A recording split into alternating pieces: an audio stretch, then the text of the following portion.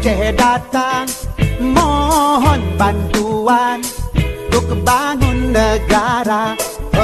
Rakyat menyumbang 2 kapal terbang, cikal bakalnya PT Garuda. Kala agresi Belanda kedua, Soekarno-Hatta ditawan Belanda. Mr. Safruddin prawira negara kendalikan RI di Aceh Sumatera.